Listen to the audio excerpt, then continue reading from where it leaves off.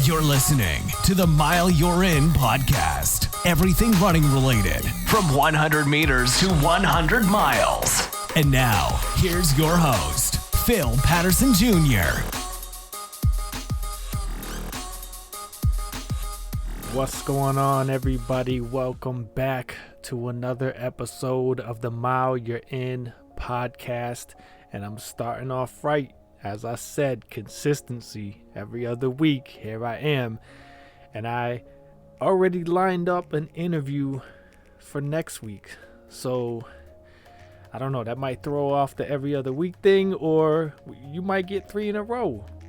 I guess we gonna wait and see and find out, right? But I'm out here putting in work, making connections, networking, trying to make things happen. So for y'all that love the show, I told you I'm taking it more serious this year. That's the goal.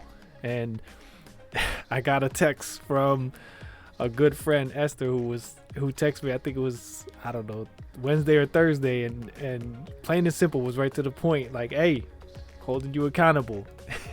There better be an episode this weekend. So here I am. I'm a man of my word, right? So before I get into the episode, as always, shout out to Becky, Francine, Mr. Anonymous. Y'all continue to show support on Patreon each and every month. If you're interested in supporting the show, hit me up or check the show notes. The link is in the show notes where you can find out more details on how to do so. I appreciate it if you do, and if you don't, still please tell people about the show. Word of mouth, social media, get it out there. Help support me. If you're listening, support me. Help me out here. But yeah, like I was scrolling through TikTok the other night, and a video came up talking about this person's analogy was that people are either batteries or vacuums. They're either giving you life and giving you energy, or they're taking from you. My mind, I start thinking. So I was like, well, vacuums, they suck. And negative people, they suck. So, I took it like steps further, the way my brain works. But it really hit me that there are people in our lives, in all aspects of our lives, that give us energy, that we look forward to being around. And then there are people that just drain our energy and that we avoid having to be around. And as I started thinking about how I could, use this for the podcast, because I instantly, when I saw that, I was like, yeah, I want to talk about this. I want to touch on it, because I started, different people started popping up in my head on both sides of it. And I was just, my fingers over here, trying to type all this stuff quickly before I forget. I did a little more research, and I even came across a pretty interesting post on LinkedIn. I might say his name wrong, his last name at least, but his name was Stephen Mead, and he was talking about how people are like car batteries, because car batteries have a positive and a negative on them. And a car needs a battery with a positive charge to start. And if your car is dead because of the battery, then you're looking for others. You're running around with your jumper cables, and you're looking for others to give you that jump to get you started. And let's say in his analogy, he was like, let's say you go to your neighbor, and every day, instead of going and get your battery taken care of, you keep asking your neighbor to jump your car. Well, eventually their car is going to be dead. Their battery is going to be dead, because they kept giving you all their energy to start yours, that now theirs is dead and yours is dead. So if you're continuously looking for someone to start you up and to start you, then you end up draining their battery. Your negativity drains their positivity.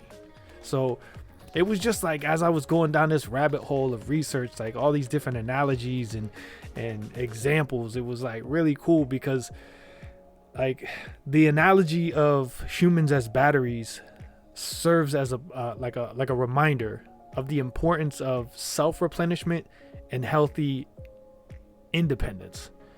While seeking support from others is valuable, expecting perfection and relying solely on external sources, it's just burdensome, and it's draining for all the parties that are involved. I made like a list of, like I said, like instantly, I didn't do like a split with good and bad. I just, like, as different people popped in my head, I kind of categorized them into the different sections, and then I came up with like different examples too, because like I'll talk to people about the podcast and they'll be like, well, how many downloads or how many listens do you get? And when I first started and I was more active on social media, the numbers were a lot higher. When I continued the show but got off of social media, they dropped, and they've still been lower.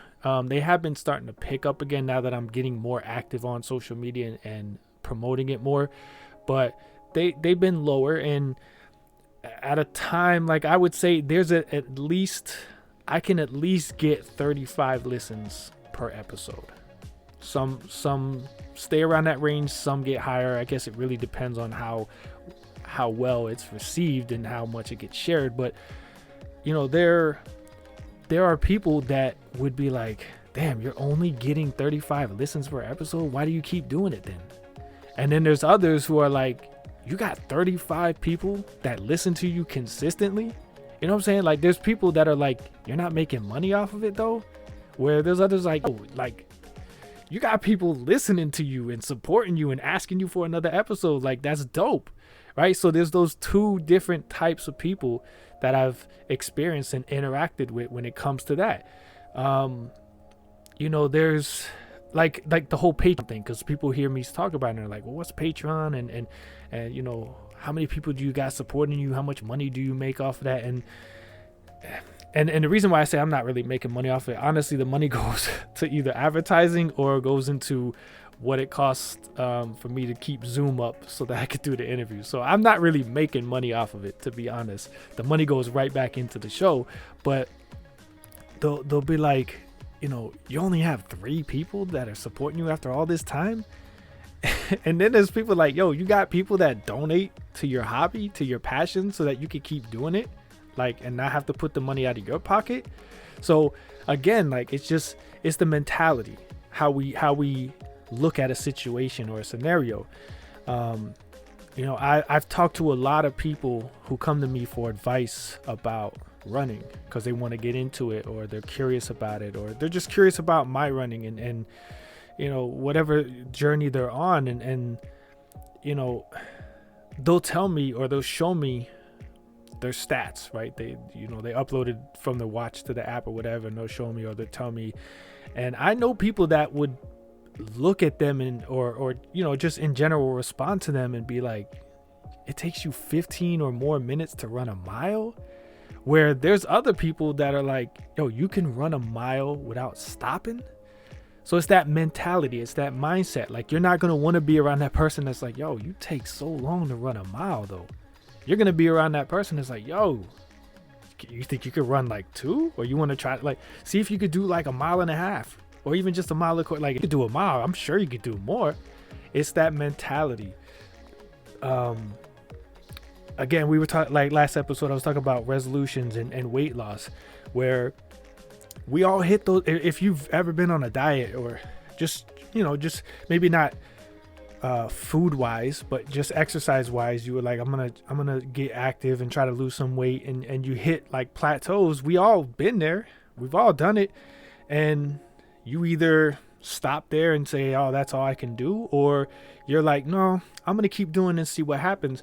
There's people that are like, you've only lost 5 pounds this whole time you've been doing this. Where on the flip side, people be like, yo, you lost weight?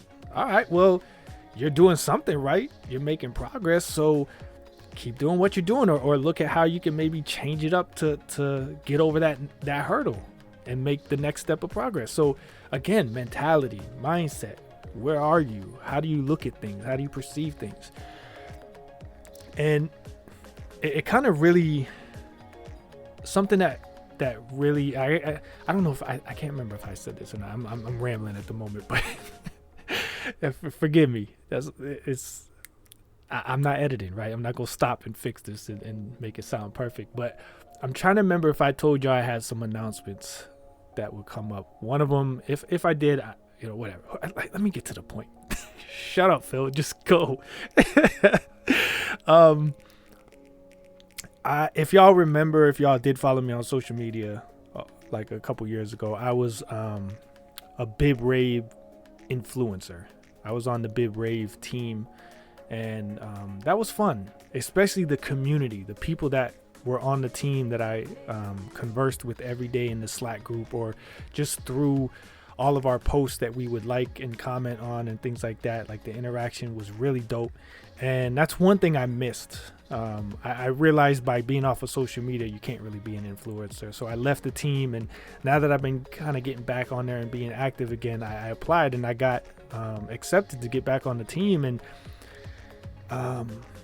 when we all started introducing or reintroducing ourselves to each other, like, there were still a lot of familiar faces that are on the team since I left, and the things people were saying to me was shocking in a good way, because I didn't realize how much of a impact I made in the short time that I was there. I didn't think I was really being that encouraging or that supporting or that motivating, but there were people that were like, yo, I'm so glad to see you're back, like, yo, like, hyping me up. Like, some that were like, oh man, while you were gone, I did my first 100, I did my first ultra, I did, like, you don't realize how powerful your positivity can be, and sometimes you'll never find out from certain people. The opportunity just won't come up. But if it ever does, it's a reminder, like, yo, words are powerful and your actions are powerful. And if you can be that for somebody and see the results, it's incredible, and it's even more motivating to continue to be that way. And that's why I think about people like Tim Tebow, if you're into the running community, Mike Wardian. I thought about, like, Michelle Obama. There are just people that are always positive. Every time you see them, it's positive. It's always uplifting. It's always encouraging.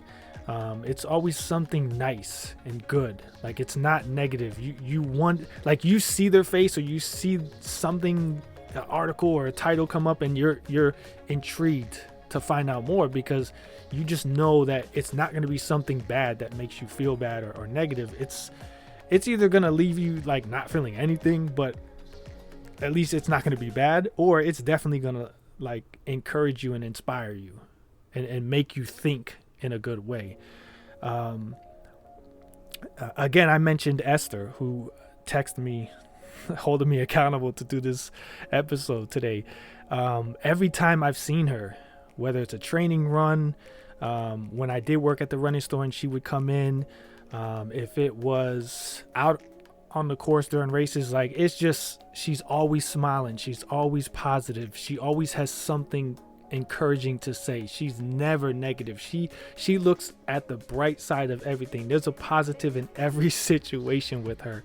And it's just like, even when there were times where I felt terrible during a race, I was down on myself, I was grinding those lows, and I seen her, and just seeing her, she didn't even notice me yet, right? She's looking down, or she's doing whatever she's doing as far as running goes. She's focused, but I see her, and instantly I'm like, I just feel the positivity. I remember every other positive experience I've had with her, uplifting experience I've had with her, that it's like, I know it's coming. Like, as soon as she sees me, it's coming. Who else? I got Monique. I've talked about her a lot. We have this joke, because every time she saw me and she'd see me being negative, and she would just come and just be like, big steps. That's our little joke, big steps. And it's a reminder, like, hey, you're moving, but keep moving. Move a little fast, like, encouraging, right? Not like, yo, come on, you're moving too slow, or come on, you can do. It was just big steps. It's that sometimes less is more, right?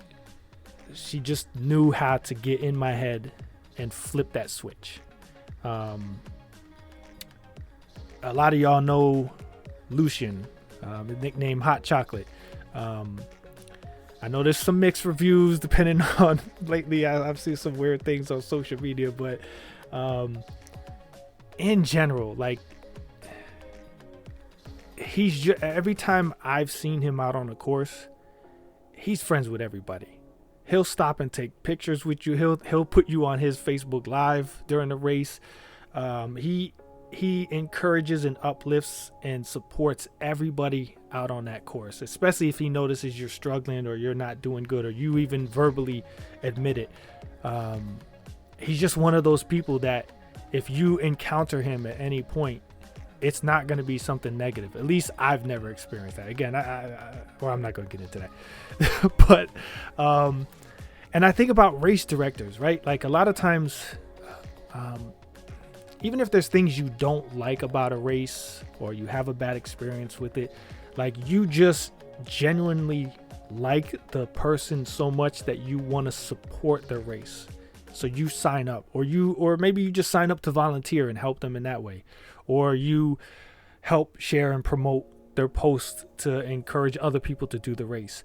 And I think about people like Aaron from the Wildcat 100, Andy from Long Haul, or Bob from the Keys 100, Everglades Ultra, things like that. Like, those are race directors that you want to do the races because you know they're gonna put in everything they can to make it the best race and the best experience for you.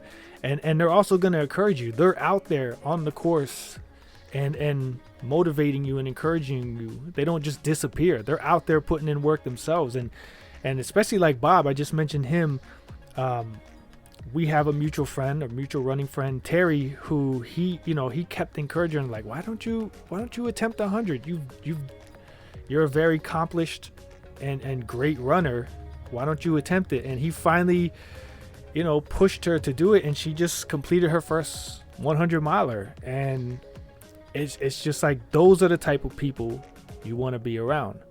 At my job, they, every job in corporate America, they do these like things, these I forget the name of them, but they do these surveys to find out how people feel in general about work and their position and all that stuff. But one of the questions that was interesting is talking about, like, do you feel like you have a best friend at work?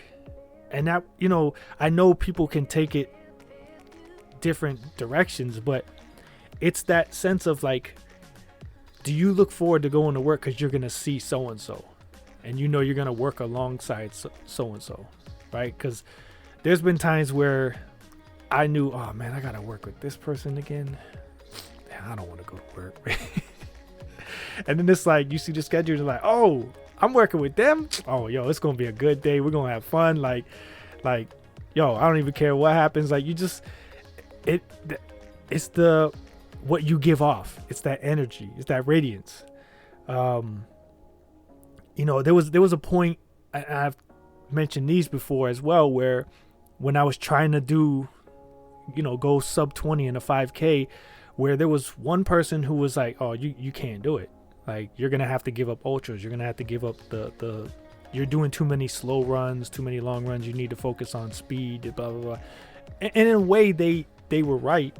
But you had the other person who was like, nah, keep doing what you're doing. Like, you're making progress. You see, you keep knocking off time.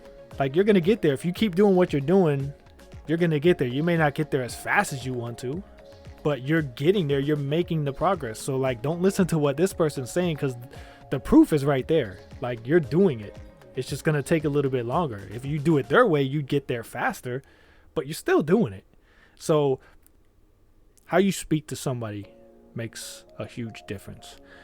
And then on the flip side, it's that negativity, right? Because there's I was just talking about race directors. There's one that people don't really sign up for their race. They're very negative. Anytime another race pops up in the area, especially if it's around the time of their races, they try to discourage people from signing up for the races and almost threatening them about, for supporting another race and not theirs. People just, every time that this person comes around, it's always negative, it's always complaining, and it's like you see them coming. It's like, oh God, like, here we go. It's like that. I'm thinking of the Jim Carrey. I don't know what movie it's from, but where he's like, oh boy, here we go again. If y'all probably see the GIF. I don't remember how you say it either, but go look it up in the little GIF tab on your thing or whatever app you're on, or your text messages. Just type in, oh boy, here we go again. It'll come up and you'll see what I'm talking about. You can even pause the podcast real quick, play it, and then come back and listen, and you're probably laughing right now. You can visualize me doing it. But it was like every time they came around, it was like people didn't want to volunteer to help for the races, and the turnouts were getting lower, and it's just like, they would blame it on so many other things, not realizing it's you. Nobody wants to be around you anymore. Like, they don't want to support you. Or you got that boss that's always nitpicking. Nothing's ever good enough, right? I had one that was always, it was like, okay, that was good, but like, there was always a but. There was never just, hey, good job on this. Hey, congratulations on that. It was always, you could do better. The tough love works for some people, but it doesn't work for everybody. And it reminded me of a wrestling coach we had. When I first joined the wrestling team, we had the head coach and 2 assistants. And one of the assistants, dude was wild. I don't know if, I know he was a cop, so I don't know if like he came to practice and took his anger out on us from work. I don't know. But it was like the head coach and the other assistant coach were neutral, right? They knew when to encourage you and when to coach you and to work on you. They knew how to do it. With this guy, it was just always negative. I can't really recall a time that I really, I'm thinking about it. Like, I don't remember anything positive about this dude, to be honest. And the story that sticks out to me was we had a wrestling match against one of our district rivals at the time, and like they just like whooped us, right? Like, and me, I didn't feel bad because honestly, I was supposed to be on JV that year, but the guy in my weight class that was on varsity got hurt, so I got thrown into varsity, and this school was a powerhouse at the time, so I knew I was wrestling somebody that was like a state contender, and like I didn't get beat easily, but like I got handled. And so like in my mind, I was like, all right, well, like I'm making improvement, because I don't know if I think I told y'all the story where like my first match I got pinned in 30 seconds. So like as that year was going on, I'm like, all right, I'm not getting pinned right away. I'm scoring points on my opponents. Some of these matches are going the full 6 minutes. So like for me, it was the progress. But like this dude, after the match, we went back in the locker room, and like he started. It was like Bob the Knight, like throwing the chairs, cussing, fingers in the face, and like everybody was like, you could look around the wrestling room and the locker room, and everybody was like, yo, I don't want to be here no more. Like, if this is what we're gonna have to continue to deal with, like, it's not fun. Like, I don't enjoy it. And he wasn't always, because he was a cop, so he couldn't always be there. And I noticed that we did better when he wasn't there. Like, we even won a tournament. I don't know if we ever won before or even after, but that season we won a tournament. And it was like proof that wasn't working. That approach, that style wasn't working. And I noticed even within myself, after he left and I started working with the other coaches, and eventually we got new coaches that came in and other assistants. that I continued to progress, where I felt like with that guy, like whenever he was around, I don't know, I just, maybe it was in my head or something. But again, like, it's the impact you can have on people with your words and your actions. And this one, like, I'm gonna hold myself accountable on. Like, you know, I'm honest. I admit when I make mistakes. I'm getting better at it too. But I know I drive my sister nuts every weekend when the Bills are playing, because I'm like, and I've had other friends, like, before she really got into following the team, like, I had people where I would just be like, yo, this team sucks. Like, I'm done. I'm sick of them. I don't know why I keep supporting them every year, why I keep doing this to myself. And they would be like, nah, y'all will be all right. You're just in a slump. You'll be, you know, you got a good team. You got a good quarterback. You got a good defense. Like, you guys will rebound. It's just, you know, every team goes through this. And me, I'm like, nah, man, they're done. Like, they're not going to win another game. Like, cut half these players. Like, the coach needs to be fired. But, like, other people are like, nah, man, y'all are all right. Like, every team goes through this. You'll be all right. Like, don't, you know, watching a couple. And right now that's happening too, because I told two of my coworkers, I'm like, yo, I'm done. This team ain't even gonna make the playoffs. Like, and the one he reminded me the other day, because he was like, oh, y'all got the Chiefs. He's like, hey, remember a couple weeks ago when I told y'all be fine? Y'all might even win the division. I was like, yeah, you're right. So I know with my sister, I'm sure sometimes she just don't even check the text messages from me, because when we be texting back and forth during the games, I know I'd be draining her. So I'm trying to get better at that. I really am. They play tomorrow, and I know that. Oh man, I don't think she listens to my podcast, so I might have to just tell her I talked about her on the podcast. But really, just to, you know, to wrap it up, something else that I saw that really kind of drove the point home was to be your own friend first. If you don't like you, others probably won't like you either. But you have to, with that, you have to be humble. And I talk about that all the time, because you could become narcissistic. I struggle with this word all the time. A narcissist. I can say that. Oh man, see, I'm being humble. I'm being vulnerable and honest and open with y'all. Like, I struggle with words sometimes, okay? I might seem smart at times, but sometimes I might seem dumb too. But like, narcissistic, is that the I'm still trying. But like, for real, you know, they just, you can start to like yourself so much that it becomes the opposite of what it should be, and you drain other people. Like, people are sick of you and they avoid you and they don't want to be around you anymore, because it's all about you, right? And I always look at two sides of everything. Sometimes I find additional sides that I could throw in there too. But like, when I read that at first, where it said be your own friend first, I was thinking too, you know, it's like, I think we all are our toughest critics. We're our worst critics. So we're really hard on ourselves. And sometimes we don't like ourselves. We don't like things about ourselves. But other people will be like, what are you talking about? Like, what do you mean? That's fine. I like that about you. I like this about you. I like this on you. Right? And I really think it comes down to being able to accept. And I think that's one of the things, like, when I think of, let's go back to like the race directors, right? There are race directors that understand there's always going to be new races popping up. There's always going to be there's going to be things out of your control where sometimes races have to be postponed and then they get moved closer to another race, which could be yours.